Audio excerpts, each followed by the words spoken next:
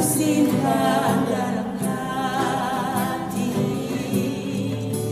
Tiada sesuatu kan terjadi tanpa Allah peduli.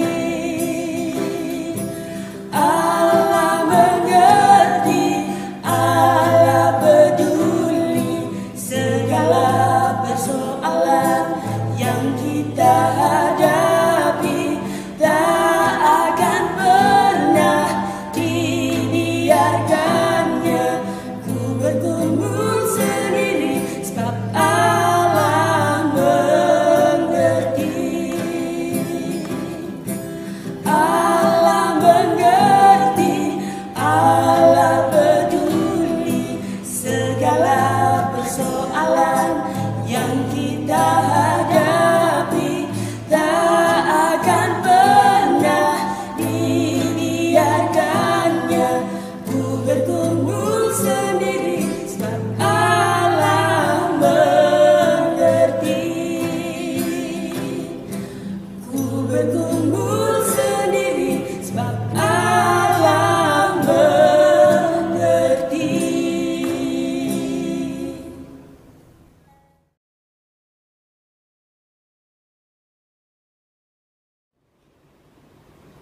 Bapak, Ibu, saudara-saudari yang dikasihi oleh Tuhan Yesus Kristus, kita akan masuk dalam pelayanan firman Tuhan.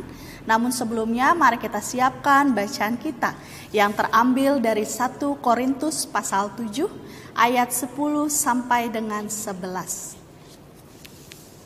Jika Bapak Ibu sudah menemukannya, mari kita bersatu di dalam doa mohon bimbingan Roh Kudus. Kita berdoa.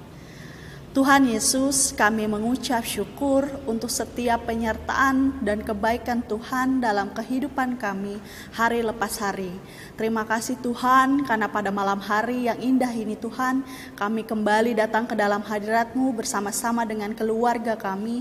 Kami hendak membaca dan merenungkan sebagian dari firman-Mu. Kiranya Tuhan kuasai hati dan pikiran kami dengan Roh-Mu yang kudus, sehingga Tuhan kami dapat memahami maksud dari kebenaran firman-Mu, dan kami dapat mengaplikasikannya dalam kehidupan kami hari lepas hari. Bersabdalah ya Tuhan, karena kami telah siap untuk mendengarkannya. Di dalam nama Tuhan Yesus kami telah berdoa. Amin. Bapak, Ibu, saudara-saudari, mari kita berdiri untuk mendengarkan firman Tuhan berdasarkan bacaan Alkitab dari 1 Korintus pasal 7 ayat 10 sampai dengan 11. Yang menyatakan, kepada orang-orang yang telah kawin, aku tidak, bukan aku, tetapi Tuhan perintahkan supaya seorang istri tidak boleh menceraikan suaminya, dan jikalau ia bercerai, ia harus tetap hidup tanpa suami atau berdamai dengan suaminya, dan seorang suami tidak boleh menceraikan istrinya. Demikianlah pembacaan Alkitab. Berbahagialah semua orang yang mendengar firman Tuhan dan melakukannya. Terpujilah Tuhan Yesus. Haleluya. Bapak, Ibu, saudara-saudari yang dikasihi oleh Tuhan Yesus Kristus, Shalom. Apa kabarnya Bapak Ibu? Saya harap Bapak Ibu dan kita semua dalam keadaan yang sehat-sehat dan juga dalam keadaan yang baik dengan penyertaan daripada Tuhan. Bapak, Ibu, saudara-saudari yang dikasihi oleh Tuhan Yesus Kristus, masalah perceraian selalu hangat untuk diperbincangkan oleh banyak orang. Hanya saja sayang sekali karena begitu banyak yang tidak berujung pada rasa empati yang maksimal bagi kehidupan gereja, khususnya bagi pasangan yang sedang bergumul. Perceraian bukanlah hal yang baru bagi kita. Sudah sejak zaman Yunani kuno, perceraian adalah sebuah tren bagi para kaum bangsawan. Kehidupan yang setia semakin sulit dirasakan pada saat ini karena berubahnya paham perkawinan sebagai sebuah lembaga yang suci menjadi hanya sebuah kontrak saja. Ada beberapa hal yang menjadi pendorong orang untuk bercerai dari pasangannya. Salah satunya seperti yang dikatakan oleh Robert Borong dalam bukunya, menyatakan bahwa ada 3 hal utama yang mendorong perceraian, yaitu Yang pertama, pernikahan tanpa cinta. Yang kedua, pernikahan dini. Dengan kata lain, belum siap secara mental, emosi, dan materi. Lalu yang ketiga adalah pernikahan campuran atau pernikahan beda agama. Dan ketiga hal ini dapat saling terikat dan menguatkan alasan-alasan untuk bercerai. Beberapa pandangan pun mengenai tujuan dari perkawinan dapat kita lihat. Contohnya, Verkuil memandang perkawinan itu sebagai persekutuan hidup yang ditetapkan oleh Tuhan. Sedangkan Purwa Hadiwardoyo menyebutkan beberapa sifat pokok perkawinan, yaitu yang pertama monogam, lalu yang kedua tak terceraikan, lalu yang ketiga heteroseksual, lalu yang keempat terbuka akan adanya anak. Sementara itu, jika kita melihat berdasarkan Kejadian 1 dan 2, John Scott melihat ada 3 tujuan pernikahan. Beranak cuculah dan bertambah banyak. Itu dapat kita lihat dalam Kejadian 1 ayat 28. Lalu dikatakan selanjutnya, tidak baik kalau manusia itu seorang diri saja. Aku akan menjadikan penolong baginya yang sepadan dengan dia. Itu terdapat dalam Kejadian 2 ayat 18. Lalu yang ketiga, dan menjadi satu daging, yaitu dari Kejadian 2 ayat 24. Bapak Ibu, saudara-saudari yang terkasih dalam Tuhan Yesus Kristus, ketiga tujuan dan kebutuhan perkawinan ini bisa disingkat sebagai kebutuhan prokreasi, dukungan, dan rekreasi. Pada singkatnya, perkawinan diadakan untuk sebuah tujuan mulia yang telah ditetapkan oleh Allah. Tujuan ini seharusnya menjadi pegangan manusia untuk melanjutkan kehidupannya melalui perkawinan. Namun perceraian semakin membayang dalam kehidupan nyata. Bapak Ibu, saudara-saudari yang terkasih, orang Kristen sangat menyadari dan menjunjung keutuhan perkawinan. Maka gereja terus berusaha dan terus berupaya membina serta mengajak setiap pasangan suami istri secara bersama dan tidak berhenti dalam membangun serta memelihara keutuhan perkawinan. Akan tetapi tak dapat kita pungkiri pula adanya kesulitan dalam melakukan pekerjaan itu bersama-sama sebagai suami istri, khususnya ketika menghadapi tantangan. Dalam kehidupan rumah tangga sebagai suami istri pasti akan menemukan berbagai tantangan. Dan tantangan itu tidak bisa kita hindarkan, tetapi harus dijalani dan dilalui bersama-sama. Tantangan yang bertubi-tubi seringkali menghampiri kehidupan rumah tangga.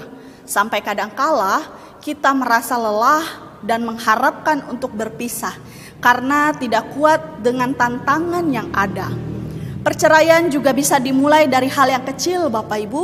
Contohnya seperti hilangnya waktu untuk komunikasi, sehingga menjadi pemicu ketika terjadi penumpukan masalah yang dibiarkan.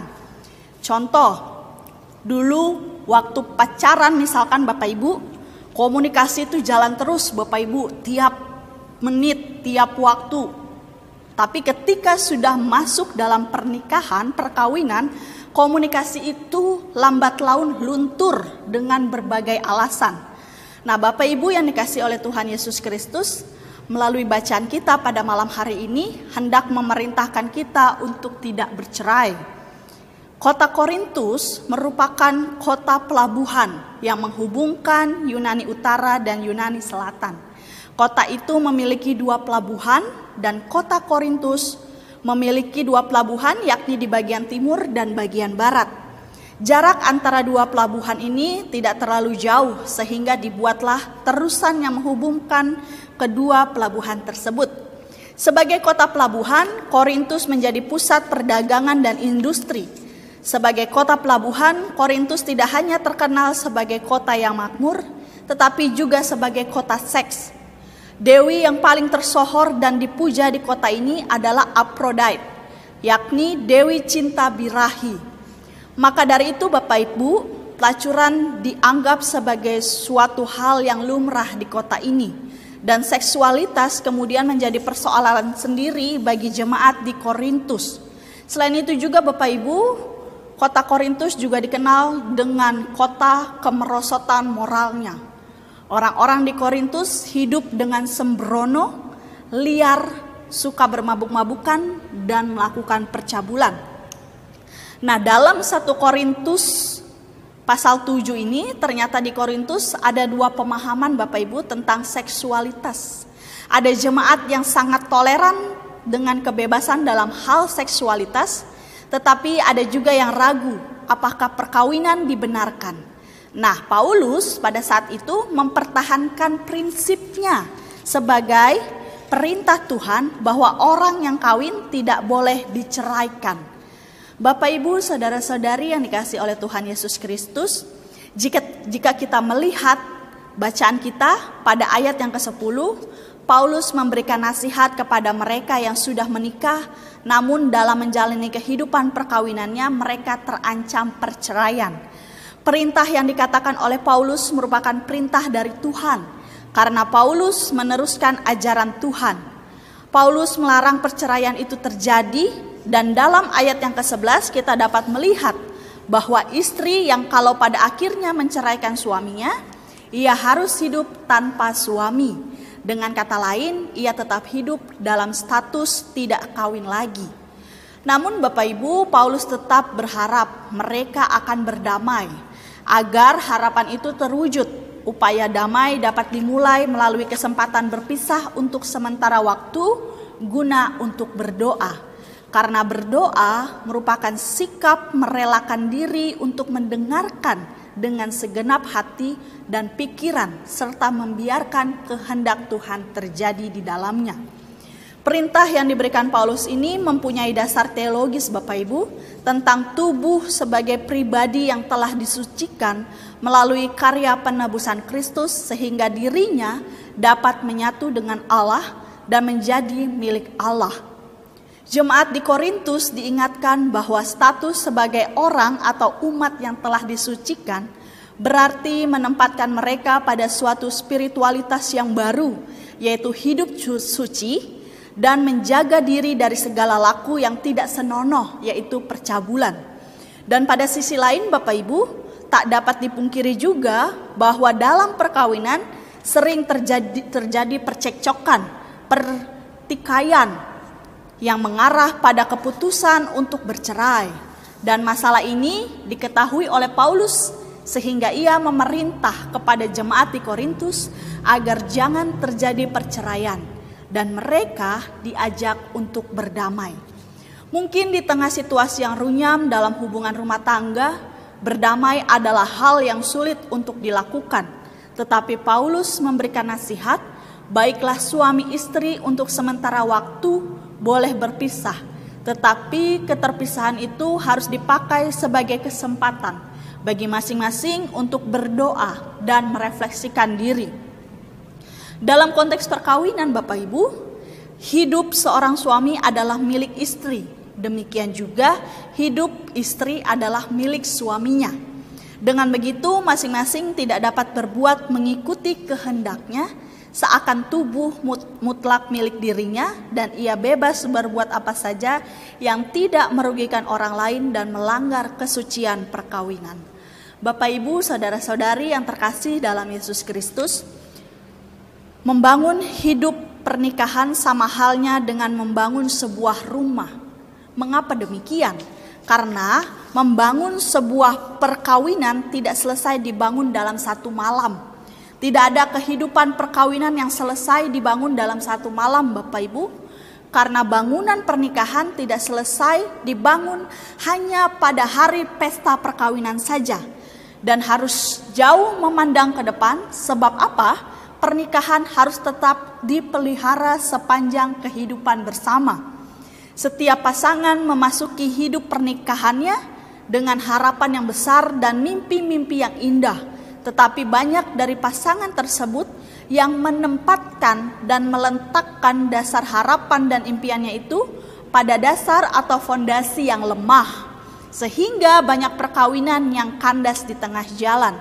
Oleh sebab itu, marilah setiap keluarga membutuhkan fondasi yang kokoh dari kehidupan perkawinan yang dimasuki dan dijalaninya.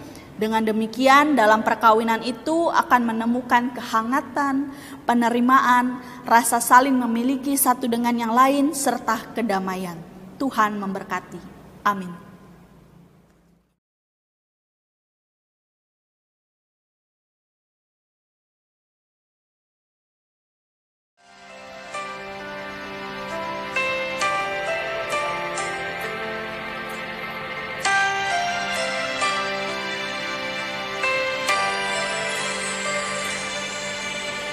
Bukan dengan kekuatanku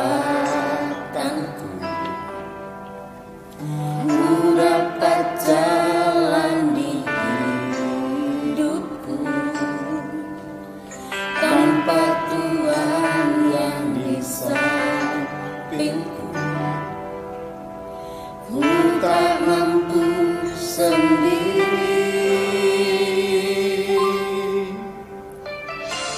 Engkaulah kuatku yang menopangku.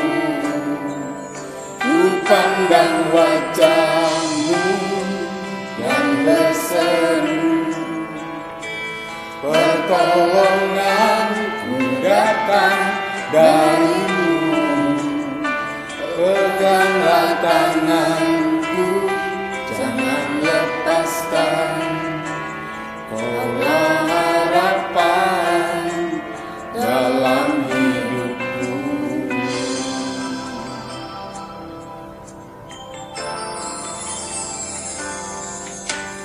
Bukan dengan kekuatanku ku dapat jalani hidupku tanpa Tuhan yang di sampingku. Ku tak mampu sendiri. Engkaulah kuatku yang menopangku. Ku pandang wajah-Mu dan berseru, pertolonganku datang dari-Mu. Peganglah tanganku, jangan lepaskan. Kaulah harapan dalam hidupku.